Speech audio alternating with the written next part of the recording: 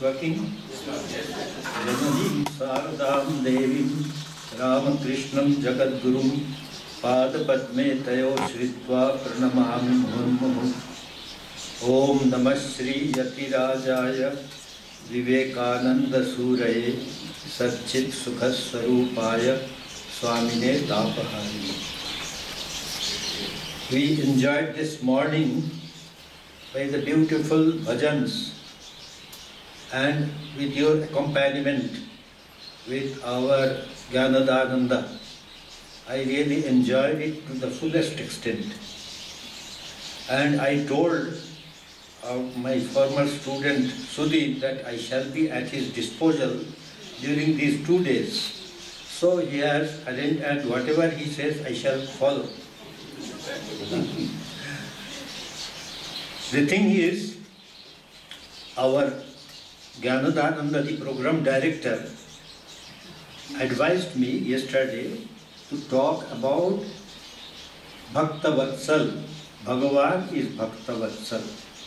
You understand, God has filial affection for his devotees.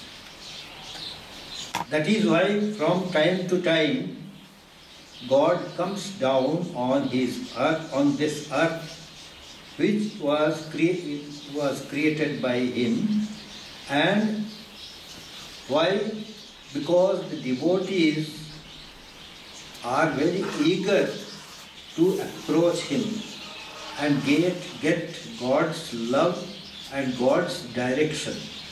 And they know that is the highest satisfaction if they can have company of God, and God can grant them this satisfaction, which is the essence of satisfaction. Ambrosia, as he called it. So what happens? Often God sometimes, ordinarily God says, you, why don't you climb this staircase and come to me? The devotees on the other hand say, when there is a staircase, one can climb up and also you can come down. If you come down amongst us, so many people can enjoy you. We shall be talking mostly about Sri Ramakrishna.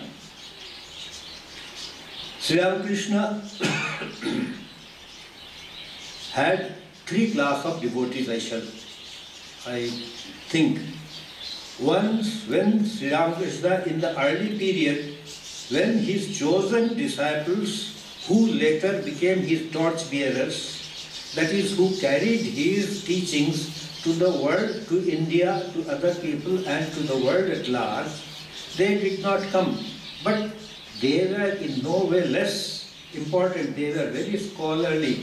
You must have heard the name of Vaishnav Charan, Gauri Pandit and Narayan Shastri. Narayan Shastri is supposed to be the first monastic disciple of Sri Ramakrishna. Narayan Shastri found that whatever he read in the scripture, he found demonstrated in the life of this person, Sri Ramakrishna. So Sri Ramakrishna became an avatara to show people what is read, what is written in the scripture. So that is why Narayan Shastri again and again pestered Sri Ramakrishna and wanted that he is blessed by giving sannyasa. So Narayan Shastri is the first sannyasi, disciple of Sri Ramakrishna. And these Vaishnav Charan and Gauri Pandit and another scholarly people, Padma Charan, etc., you know. I shall not enter into that. They also were blessed by Sri Ramakrishna, and their occult powers, they were gradually being devoid. They were losing their occult powers and having sincere love and devotion to God. Now, I shall come to Keshav Chandra Sen. Keshav Chandra Sen, in our period, that is in the modern period, Keshav Chandra Sen was a great, not only scholar, he was a speaker. He had this Queen Victoria considered him his godson. She used to come to listen to his lectures. Keshav Chandra Sen, his speeches, even the M, whose gospel we have just heard, gospel, they were all charmed by Keshav Chandra Sen's these speeches. His speeches were so enthusiastic. But this Keshav Chandra Sen, Sri Ramakrishna came to know Keshav Chandra Sen when he was in the early period of his life, Brahma Samaj. Sri Ramakrishna was with Mathur Babu and said, this person, this young man is having fishes around him. Fishes means God is hovering near him. That is, he will have God realization very soon. He could identify, Sri Ramakrishna could identify Sri Keshav Chandra Sen, that although he was a great speaker, but he had this, that God also loved him and he was approaching God very near. And that is why he said, God is hovering around him. And afterwards, it was Sri Ramakrishna, Bhakta Vatsala, God himself went to Keshav Chandra Sen at Jayagopal Sen's house. Those of you who are acquainted with the geography of Calcutta, they know our center at Belgharia. There, by the side of Belgharia, there is Jayagopal Sen Gardens, now converted into a factory. There, Jayagopal Sen was a rich man. He had a garden house. There, Keshav Chandra Sen with his devotees sitting around. There, Sri Ramakrishna went there and he blessed him. He told, you are the only person who has this tadpole. You are no more with the tail of the tadpole. These people were laughing, but they did not understand the impurport of this comment.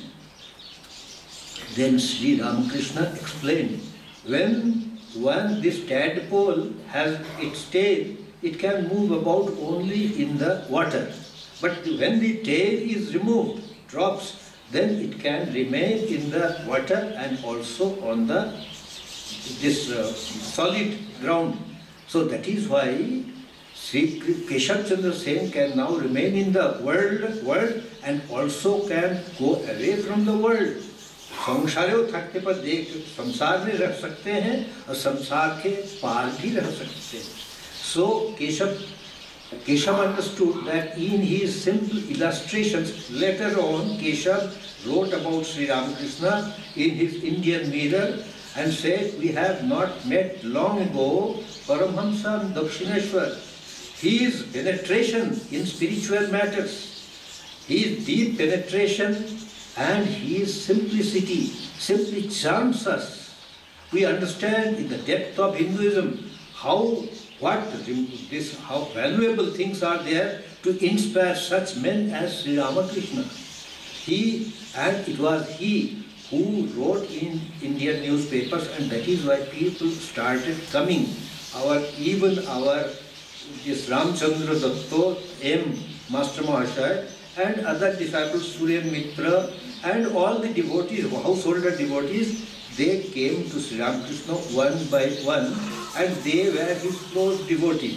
I told I can classify 3 classes of devotees. One, devotees who came and were benefited by Sri Ramakrishna, and Sri Ramakrishna also learned from them. Sri Ramakrishna was an eternal learner. He would say, as long as I live, so long do I learn. This is a teaching, Jatodin Bachi, Jatodin Sikhi.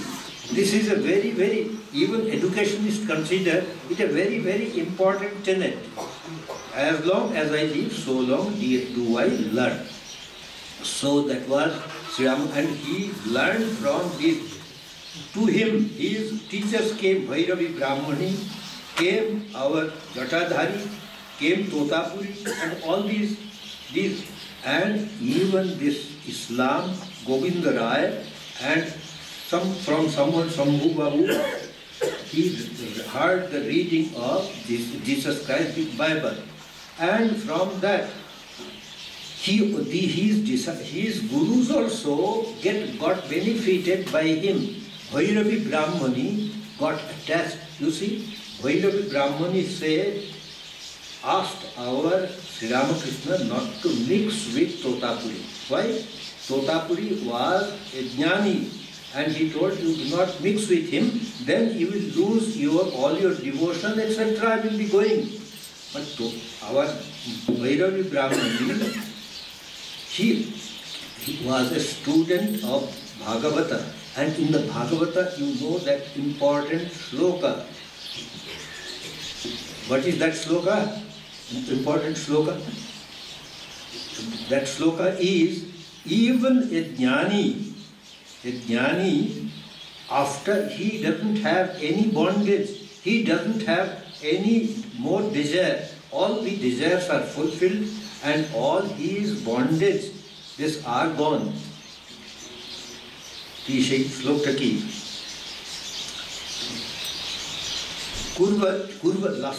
Kurvanti ahaytukim bhakte ikham bhuta guno hari. Atma ramascha munayah nirgrantha api rurukrame